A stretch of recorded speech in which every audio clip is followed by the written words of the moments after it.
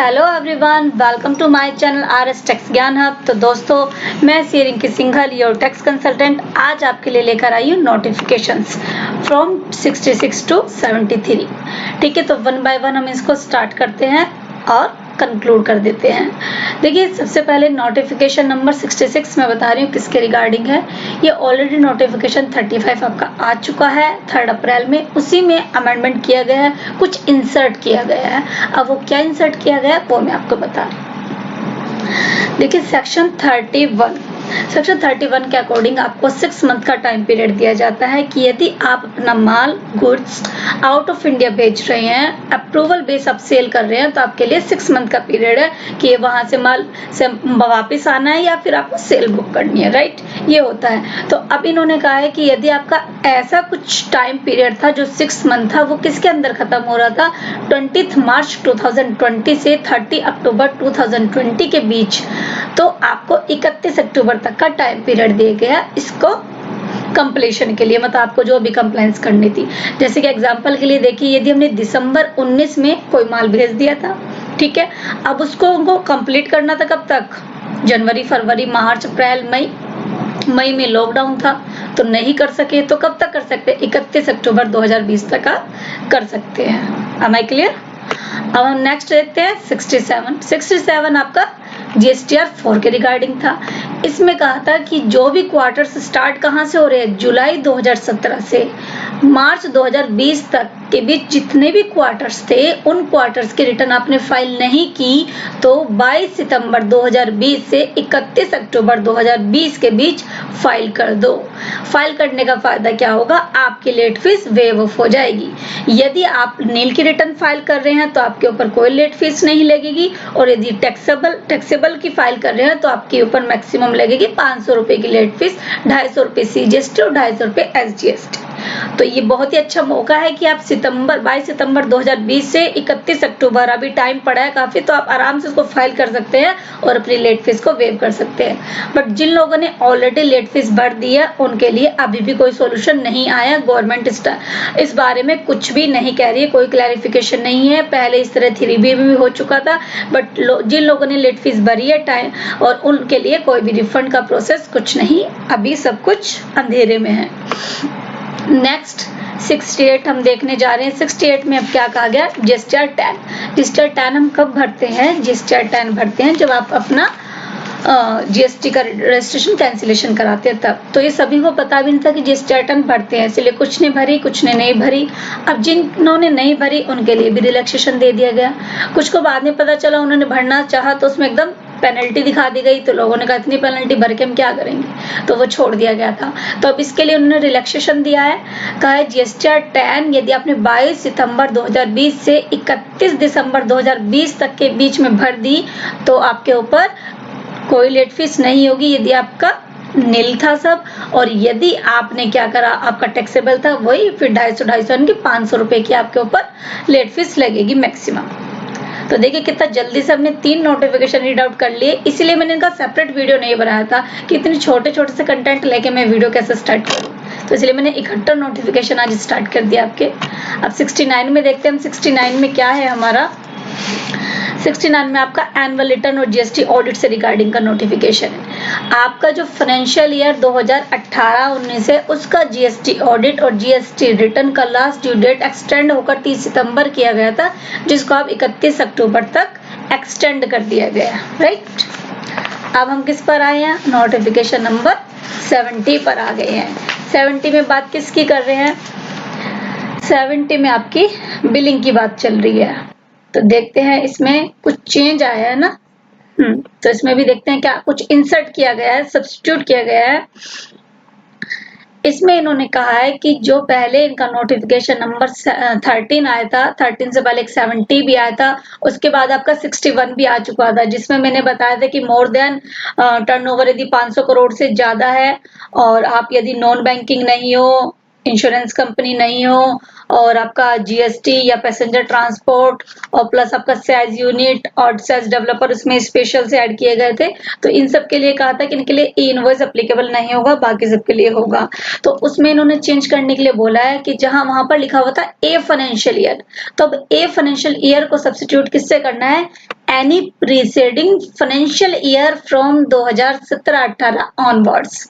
ठीक है, तो फाइनेंशियल ईयर के बजाय आपको क्या लिखना है, एनी प्रीसीडिंग फाइनेंशियल ईयर से पढ़ना है। और साथ में जो लाइन लिखी हुई थी गुड्स और सर्विस और both to a registered person, तो उसमें कहा था कि इनवॉइस कौन करेगा, जो सप्लाई कर रहा है गुड्स या सर्विस की या बोथ की टू ए रजिस्टर्ड पर्सन। साथ में आप पढ़ोगे टू ए रजिस्टर्ड पर्सन या फॉर एक्सपोर्ट्स, मतलब सप्लाई या तो रजिस्टर्ड पर्सन यानी B2B को हो रही हो या फिर आपके एक्सपोर्ट्स को हो रही हो, तो उनको भी ये सब करना होगा। तो इसमें इंसर्ट किया गया, बाकी कोई चेंज नहीं है। आई होप ये भी आपको क्लियर हो गया होगा। अब है 71 नोटिफिकेशन। 71 नोटिफिकेशन आपका QR कोड की बात करता है। इसमें भी चेंजेस किया गया है सेम।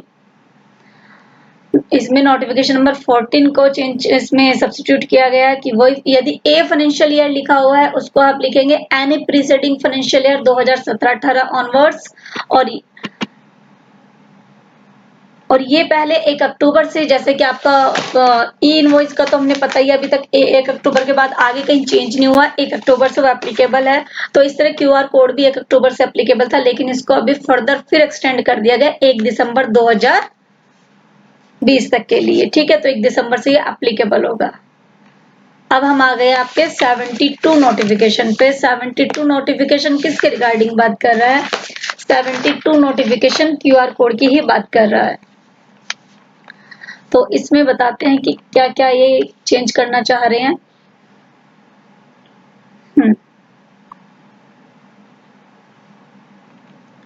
देखिए जो रूल 46 है, रूल 46 आपको बताता है कि इनवॉइस में क्या क्या कंटेंट होना चाहिए। ठीक है, तो उसी में ये कह रहा है कि रूल 46 में Q के बाद R, सब रूल R आपको इंसर्ट कर दिया गया। उसमें क्या कहा है कि अब आपका जो इनवॉइस होगा उस पर आपका QR कोड भी मेंशन्ड होगा। ठीक है, तो पहला तो ये हो गया। दूसरा ये कह रहे हैं कि commissioner on the recommendation of the council, यदि काउंसिल को रिकमेंडेशन देती है तो कमिश्नर क्या नोटिफिकेशन के थ्रू कुछ पर्सन्स को, क्लास ऑफ पर्सन को क्लास ऑफ रजिस्टर्ड पर्सन को एग्जम्प्ट कर सकता है issue of invoice under this sub rule for a specified period. एक स्पेसिफाइड पीरियड में कुछ कंडीशन और रेस्ट्रिक्शन के साथ यदि जरूरत पड़े और काउंसिल उसको रिकमेंड करे कि पार्टिकुलर रजिस्टर्ड पर्सन को ये इसके अंदर एग्जेम्पशन दे दी जाए तो वो कर सकते हैं। और एक इन्होंने बताया आपका कि जैसे ई-वे बिल के लिए वेरिफिकेशन होता है, उस केस में फिजिकली बिल दिखाने की कोई भी जरूरत नहीं पड़ेगी यदि आपने QR कोड अपने बिल में मेंशन कर रखा है। देखिए इसमें पढ़िए, in case invoice is issued in the manner prescribed under sub rule 4 of the sub rule 48, the quick reference QR code having an embedded invoice reference number IRN in it may be produced electronically for verification by the proper office in lieu of the physical copy of the such tax invoice। मतलब यहाँ पे physical copy of invoice की जरूरत नहीं पड़ेगी यदि आपका QR code इस पर मेंशन होगा। आई होप ये भी आपको क्लियर हो गया होगा। QR कोड मेंशन की बात की है कि फिजिकल कॉपी आपको जरूरत नहीं पड़ेगी। कमिश्नर काउंसिल की रिकमेंडेशन पर कुछ लोगों को एग्जेम्पशन दे सकता है जो कि रजिस्टर्ड पर्सन हो गए। और यहाँ पे इन्होंने बताया कि बिल के अंदर QR कोड को मेंशन करना होगा। तो ये नोटिफिकेशन नंबर हमारा 72 भी हो गया। अब लास्ट हमारा नोटिफिकेशन नंबर 73 बचा है। तो फ्रेंड्स ये हमारा 73 लास्ट नोटिफिकेशन बचा है। देखिए ये इनवॉइस के रिगार्डिंग है। 1 अक्टूबर 2020 से इनवॉइस एप्लीकेबल था, उसमें कोई एक्सटेंशन भी नहीं आया, लेकिन एक रिलैक्सेशन आ गया है कि अक्टूबर तो स्टार्ट हो गया है लेकिन इनवॉइस करने के लिए अभी तक टैक्स पेयर रेडी ही नहीं है, तो उनको एक रिलैक्सेशन दिया गया है। यदि आपने 1 अक्टूबर 2020 से 31 अक्टूबर 2020 के बीच में कोई इनवॉइस इशू किया है बट जो प्रोसीजर रूल नंबर 48 में स्पेसिफाइड था वो फॉलो नहीं किया है तो क्या होगा, क्या पेनल्टी लगेगी? पेनल्टी नहीं लगेगी। पेनल्टी कब नहीं लगेगी? यदि आप स्पेशल प्रोसीजर फॉलो कर ले विद इन 30 डेज। वो क्या है? वो आपको क्या करना पड़ेगा, IRN यानी कि इनवॉइस रेफरेंस नंबर आपको ऑब्टेन करना पड़ेगा from the common goods and service tax electronic portal से। यदि आपने IRN ऑब्टेंड कर लिया विद इन 30 डेज तो आपके ये इनवॉइस वैलिड हो जाएंगे, अदरवाइज नहीं। लेकिन 1 नवंबर से तो आपको इनवॉइस मैंडेटरी फॉलो करना ही पड़ेगा, अदरवाइज आपके ऊपर पेनल्टी लग जाएगी।